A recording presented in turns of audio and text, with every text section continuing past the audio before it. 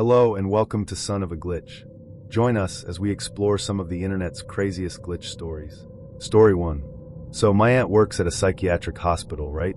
One of those places where they send people who are considered mentally unstable. She told me this story about a woman they admitted not too long ago. This woman claimed she was from a different timeline. Like literally said she fell asleep in 1984 and woke up in 2024. At first, I was like, okay, sure. But then my aunt said they ran every test imaginable on her. Brain scans, psychological evaluations, lie detector type stuff. Not a single thing came back abnormal. And get this, everything she said? Lined up. No holes in her story. Not one. She said she woke up in her bed like normal, but everything looked off. Like it was her house, but also not her house. She walked outside and saw this man with colorful hair, face tattoos, piercings. All of it freaked her out. She asked him, "Are you an alien? Where am I? What year is it?" And the man just looked at her like she was crazy and said, "It's 2024. And she lost it. She starts telling him she went to bed in 1984, that she's got a husband and kids, and she needs to get back home. And instead of laughing her off, the man started asking her questions. About the Mandela effect. About the Berenstain Bears. About Nelson Mandela himself. And she answered everything exactly the way someone from the 80s would. She said the Berenstain Bears were spelled with an A, which, if you know, you know. And she said Nelson Mandela was still alive when she went to sleep. Which back then he was. So now this guy is intrigued, right? He shows her TikTok. And she falls down her own rabbit hole, learning about timelines and alternate dimensions. She becomes obsessed. She's convinced she jumped timelines and is desperate to get back to her family. Luckily, she woke up in her old family home, which was still owned by her relatives, so at least she had a place to stay. But it didn't stop there. She started showing up to research labs with blueprints for a device she believed could send her back to 1984. Of course, that didn't go over well. The police got involved, and eventually she was institutionalized. That's how she met my aunt. She told my aunt everything. It was her mission now, to get back to her husband and kids. And honestly, after hearing all this, I don't think she was lying. I don't know what to believe anymore. All I know is, I kinda want to go to sleep and wake up in a different time too. Story 2. A couple of months ago, I had what was probably the most intense lucid dream of my life, and it messed me up so much I haven't had a lucid dream since. That's saying something, because I've been lucid dreaming since I was a kid. I always wake up inside my dreams. I know I'm dreaming, I can control things, I can ask questions. It's kind of like my own personal universe. But this dream was different. This one scared me. It started like any other. I was in my childhood bedroom playing the piano. I had this weird sense that something was off. The forest that used to be outside my window, gone. I looked out and saw what I can only describe as a circus-like street scene. Just random dream characters everywhere. That's when I knew I was dreaming. I didn't say it out loud though. I've learned not to. Sometimes when I do, the dream reacts. So instead, I sat down and tried to just be still. I kept playing the piano, but it started glitching. My fingers were sinking into the keys. That's when I said to myself, okay, I'm dreaming. Stop. And everything froze. I looked at the door. There was a woman standing there with a clipboard. She walked in super calm and told me I had to leave. I asked her why. I had questions. As I kept pushing, the room around me started changing. The walls glitched like something out of a sci-fi movie, lines and grids replacing my bedroom, like it was a projected space. Then everything shifted again. A different woman appeared, panicked. She said, "You're not supposed to be here. You should have woken up. We're going to be in a lot of trouble." She took me to what looked like a spacecraft. There was a giant screen showing clips of dreams I've had, like security footage. She told me they'd been watching me for a while because I can do something most people can't. Wake up inside dreams and move through layers of reality. Apparently, I'd gone too deep. They said something about my DNA being different. They were going to inject me with something to stop me from lucid dreaming ever again. And I couldn't wake myself up. I was trapped. But then, this part still gives me chills. The original woman came back, the one with the clipboard. She leaned in like she was going to give me the shot, and then said, "I'm actually a fan. I've been watching you for years." She faked the injection and told me to pull my consciousness back. I woke up crying, feverish. I had a 104-degree temperature and was sick for 4 days. I haven't had a lucid dream since, and I don't know what scares me more, the dream itself or the fact that it might not have been just a dream. Story 3. I want to hear everyone's glitch in the Matrix stories because I have one from my mom that still makes my skin crawl, and I've heard it my whole life. This happened years ago when she was making a late-night drive from Atlanta to North Carolina. It was one of those deep, pitch-black stretches of highway where you don't see another car for miles. She was on the phone with my grandma, starting to panic because her gas tank was close to empty. No gas stations in sight. The GPS wasn't helping, and she was in the middle of nowhere. Then, like a miracle, she crested a hill and saw it, a brightly lit gas station glowing like a beacon. It looked brand new, pristine pumps, glass storefront, glowing signs. She pulled in, slid her card into the pump, filled up the tank, and headed toward the building to use the bathroom before getting back on the road. Right as she was about to open the door, my grandma's voice came through the phone. "You ran out of gas, didn't you?" My mom was confused. "No, I'm at a gas station. Didn't you see that?" Grandma said, "No, your car is parked on the side of the road. There's nothing around you." That's when my mom grabbed the door handle locked. She looked up and saw a closed sign staring back at her. The lights inside were off. She turned around. Everything was dark. No lights. No glowing signs. No other cars. The storefront windows were boarded up and bars covered the glass. It was a completely abandoned building. And yet, somehow, her car was full of gas. She didn't even hesitate. She jumped in the car and sped off, heart pounding. She got back onto the highway, trying to make sense of what just happened. Later, she checked her card statements. Nothing. No charge. No transaction. We even pulled up the area on Google Maps. There's nothing there. Not even an old gas station. Not abandoned. Not marked. Nothing. There never was. And here's the thing, she wasn't hallucinating. She wasn't overtired. She remembers the smell of the gas, the texture of the pump handle, the sound of the nozzle clicking when the tank was full. She remembers how real it all felt. The weirdest part? Her tank was full. Whatever that place was, ghost station, time slip, glitch, it gave her enough gas to make it safely to her next stop. Some people say it was a guardian angel. Others think it was a fold in time. Me? I don't know what to believe. But whatever it was, it saved her. Story 4. When I tell people this story, I can see the doubt in their eyes. But it happened, and it's one of those memories that's etched so deep in my mind, I could never forget it even if I tried. I was around 12 years old. At the time, I slept in one of those classic white metal bunk beds. I was on the bottom bunk, with the bars above me from the top bunk hanging right over my face. It was late, probably after midnight. The whole house was quiet. No TV, no chatter, just that thick, eerie silence. That's when I heard my mom call my name from the hallway. It wasn't unusual. We had what we used to call our friendly ghost, a mimic that would throw voices around the house. We'd hear each other's voices in rooms we weren't in. It used to be weird, then it got funny. I mean, we'd be standing together at the top of the stairs, and my mom's voice would shout up from the bottom, "Girls, hurry up," even though she was right next to me. So when I heard her voice calling me softly from the hallway, I didn't react right away. But after she called out a second, then a third time, I started to worry. Something felt off. My gut was twisting. I got out of bed, slowly crept down the hallway, and peeked into her room. She was sound asleep. I froze. My heart dropped into my stomach. And then, clear as day, her voice called my name again. From the room I was staring into. From the bed she was sleeping in. I bolted back to my room in a panic, and didn't even look where I was going. I just dove toward the bed. But I hit something. Hard. I fumbled for the light switch, hands shaking, and when the room lit up, I saw it. My bedsheet had been tied at all four corners to the top bunk bars above me. Tight. Like a hammock. The sheet was in the air, cinched in place like a trap. I screamed. My parents came running in. When they saw the sheet, they didn't even ask me if I did it, because there was no way I could have. The knots were tight, double-wrapped, almost impossible to undo. It took both of them struggling to get the sheet untied. No one ever figured out how it happened. But after that night, even my parents stopped calling it a friendly ghost. Story 5. There's something that's been bothering me for years, and no one's been able to explain it. I've told this story so many times that my fiancé knows it by heart.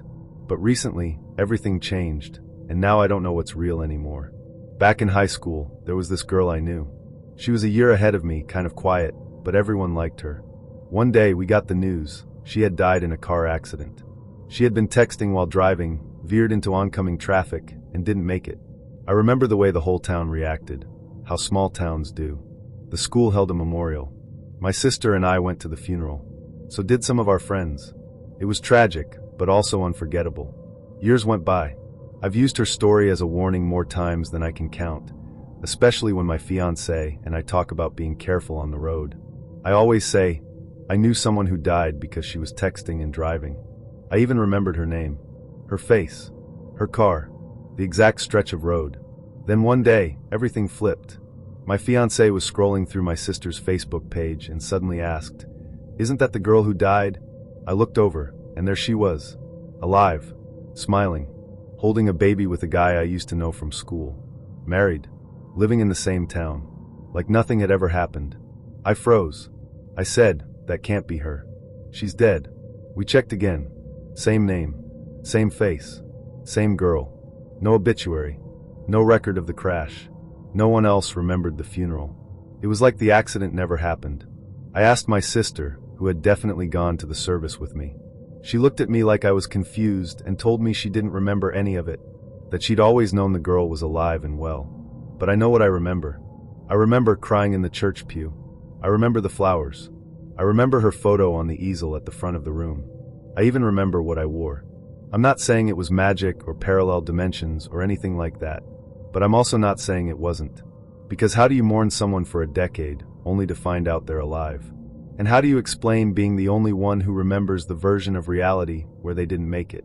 Story 6. I still don't know how to talk about this without sounding completely unhinged. But I swear, I experienced something that doesn't make sense, something I can't explain no matter how many times I go over it in my head. A few years ago, I was at work when my mom called me. Her voice was somber, quiet. She told me that my uncle had passed away. I remember the exact words, "He's gone." It hit me like a brick. I was devastated. I barely managed to hold myself together as I told my manager what happened.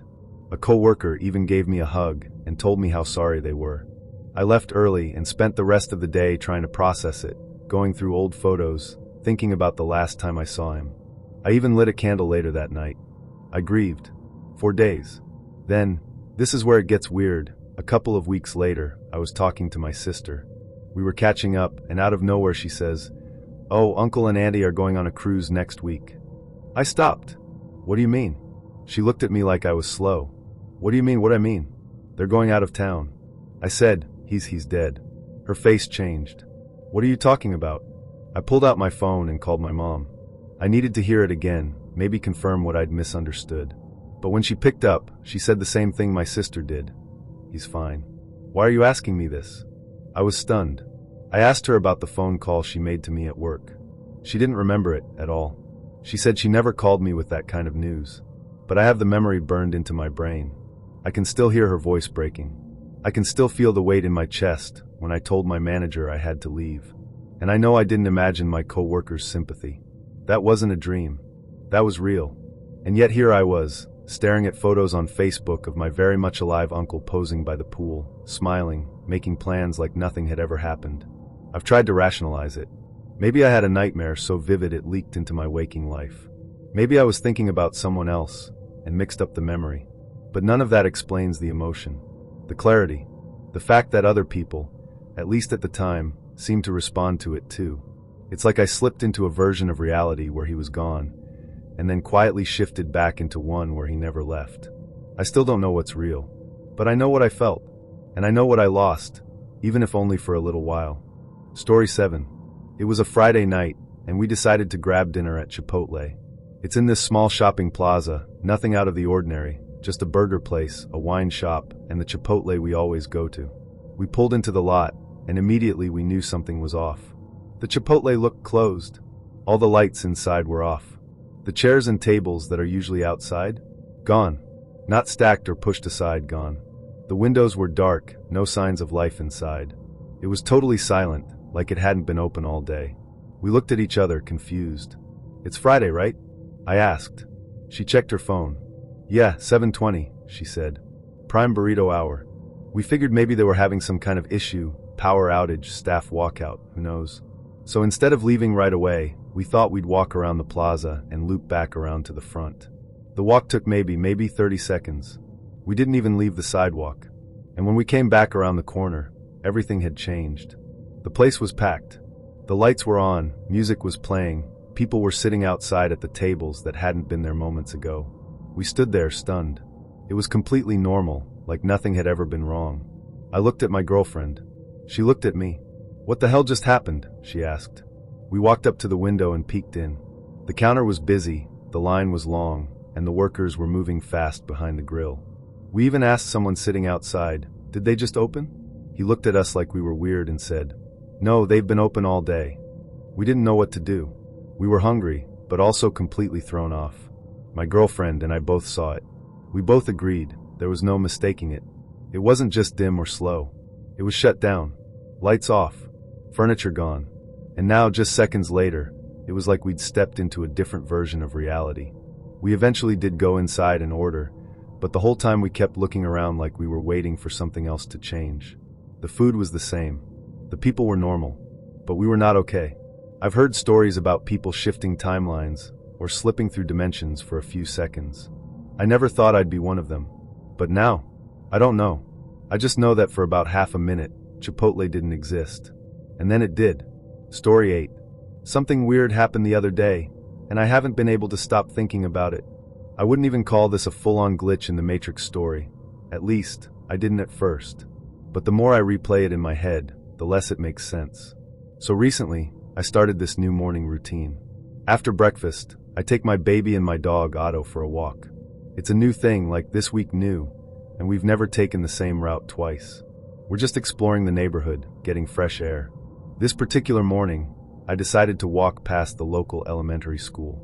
There was a staff member standing out front, probably in his mid-50s. He looked like a teacher or a maintenance guy, someone who belongs there, but definitely not someone who'd be watching TikTok or anything like that. As we passed, he smiled and said, "Good morning." Then he looked directly at my dog and said, "Hi, Otto." I stopped walking. I didn't say anything. I just stared at him. He immediately looked awkward, like he realized he said something he shouldn't have. Then just like that, he turned around and walked away. I was stuck there for a second, trying to figure out how he could possibly know my dog's name. Otto doesn't wear a name tag. And he's not famous or anything. He's a small dog, sure, but not the kind that people recognize instantly. Also, this is a brand new routine. No one in this area knows us. But it gets weirder. About 30 seconds later, I walked past the exact same spot, and the man was gone. In his place, there was a woman around the same age, mid-50s, friendly demeanor, probably staff too. She smiled and said, "Good morning," and then glanced at Otto and said, "Oh, how cute," which is exactly what I'd expect someone to say when seeing a little dog with a baby in a stroller. But now I'm thinking, was that what the man was supposed to say? Did he glitch and give away something he wasn't supposed to know? And then was he replaced? I know how this sounds. I've tried to rationalize it. Maybe he overheard someone say Otto's name. Maybe he saw us on another walk. But it doesn't add up. This was a brand new routine. We hadn't walked past that school before. And the way he reacted, embarrassed like he slipped up, makes me think he didn't mean to say it. Like it wasn't part of the script. Ever since then, I've been paying more attention to little things. Details. People's reactions. I can't help but wonder if that wasn't just a weird coincidence, but a peek behind something I'm not supposed to see. Story 9. I was in college at the time, and I had this weird thing for thrift store art, especially bizarre animal paintings. The more random, the better. One day, I was browsing a secondhand shop when I found it, a painting of a giraffe wearing sunglasses, riding a unicycle, holding a latte. It was ridiculous. I loved it immediately. I bought it for $3, brought it back to my dorm, and hung it proudly above my desk. We even gave it a name, Gerald the hipster giraffe. Everyone who came into my room noticed it. It became a running joke in our friend group. Fast forward a few months. I'm in a completely different part of town, at a completely different thrift store. Just killing time. I wasn't looking for anything in particular, just browsing like I always do. Then I turned a corner and froze. There he was. Same giraffe. Same painting. Same exact sunglasses, latte, unicycle, everything. I checked for differences, anything that would suggest it was a copy or a print or something generic. But no, it was the same canvas texture, same brush strokes, even the same tiny paint smudge in the corner that looked like a fingerprint. I remember whispering, "What the hell?" out loud. I pulled out my phone, and texted my roommate immediately. Gerald has a twin, I told her. She thought I was joking until I sent her a photo. Then she freaked out too. I bought the second one because, how could I not?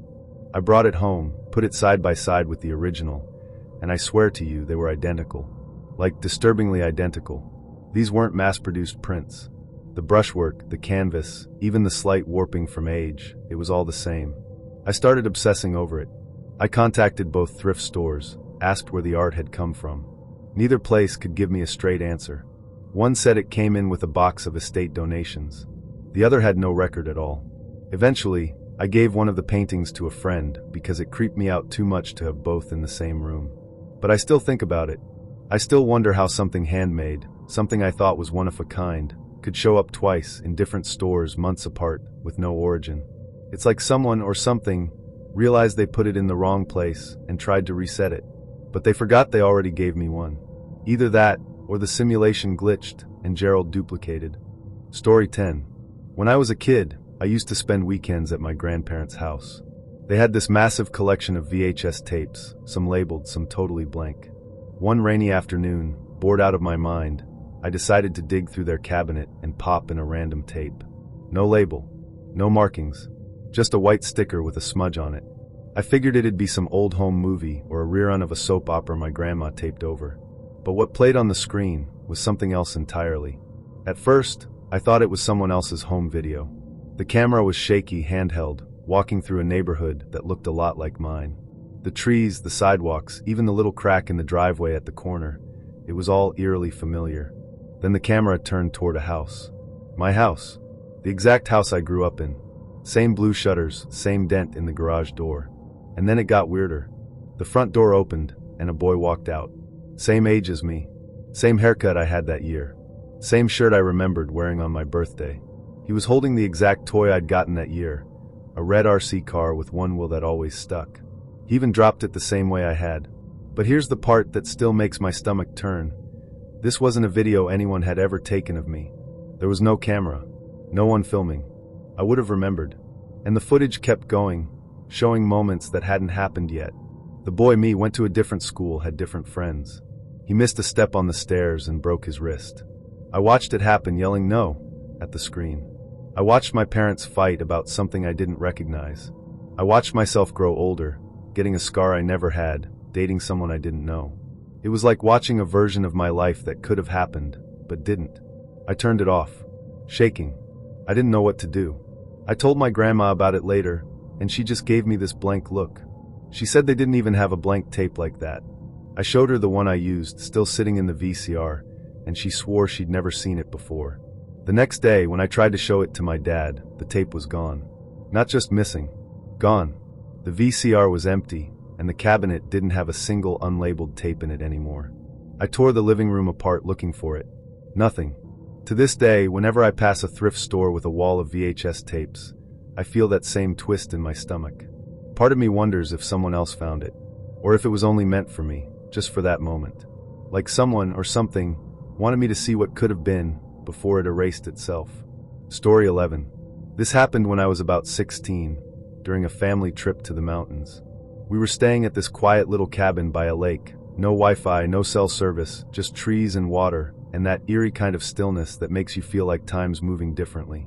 One morning, I woke up early and decided to go for a walk by myself. I grabbed my little point-and-shoot camera.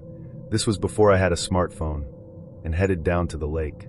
The mist was low, and the whole area looked like something out of a dream.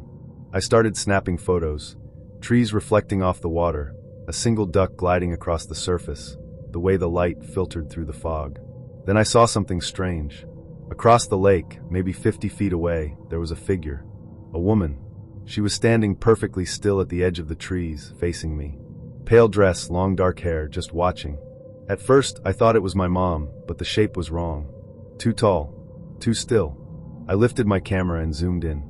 Snapped a photo. The shutter clicked. I blinked, and she was gone. I looked down at the screen, expecting to see her in the photo. But when I reviewed it, there was nothing there. Just trees. Water.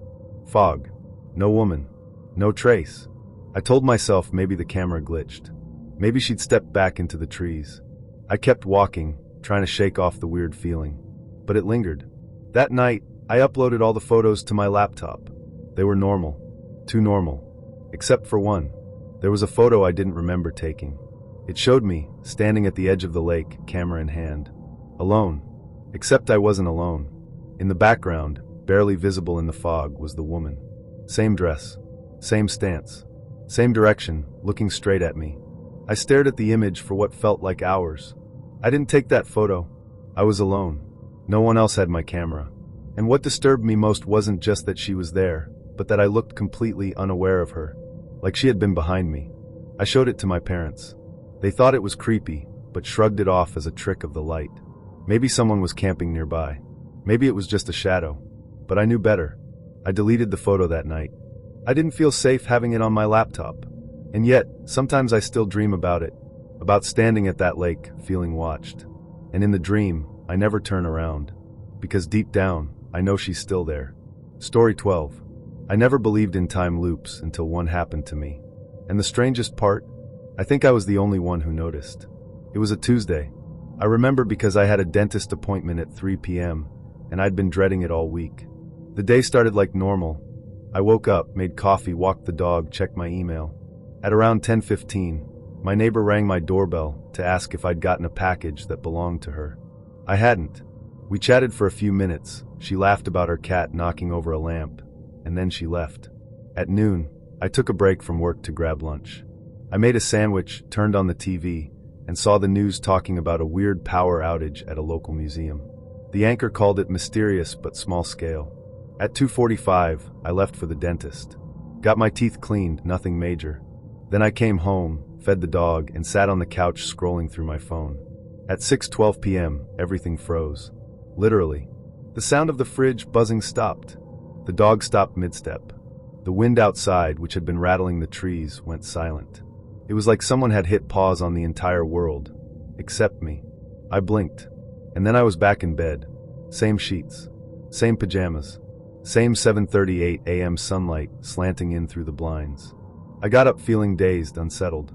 I thought maybe I'd just had a vivid dream, but then everything started repeating.